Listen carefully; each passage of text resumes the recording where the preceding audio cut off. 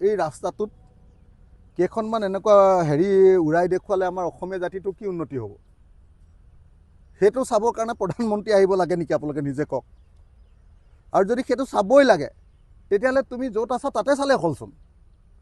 সেইটো কাৰণে অসমলৈ মোদী আহিব লাগে নেকি আপুনি নিজে কওক।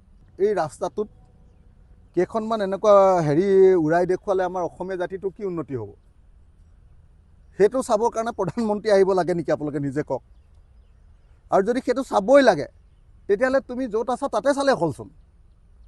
সেইটো কাৰণে অসমলৈ মোদী আহিব লাগে নেকি আপুনি নিজে কওক। আজি অখিল গগৈয়ে কি কথা কয়, হেলিকপ্টাৰ উন্নয়ন হ'ব নেকি? মই ক'ম মিয়া মাইকীক চুমা খালে অসম উন্নতি হ'ব নেকি?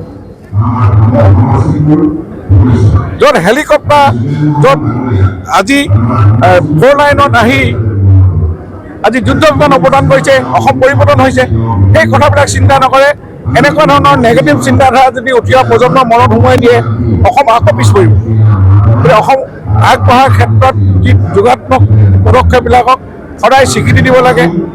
মই লুৰিণজ্যোতি গগৈয়ে ধন্যবাদ জনাইছোঁ, তেখেতে অলপ যোগাত্মক কথা কৈছে। কিন্তু এই অখিল গগৈয়ে নেগেটিভ কথা কৈ মানুহৰ মাজত বিভ্ৰান্তি সৃষ্টি কৰিব বক্তব্য কোনো মানুহে আজিকালি এতিয়া এই বক্তব্য সমৰ্থন জনোৱা নাই। মানে অন্যথা তেওঁ যিকেইজনৰ ব্যক্তি তেওঁৰ লগত আছিলে সেইকেইজনৰ আঁতৰিবহে তেওঁ কথা কৈছে। গতিকে সেইকাৰণে এতিয়া অসম বহুত আজি অসমে এইবিলাক কথা চিন্তা নকৰে।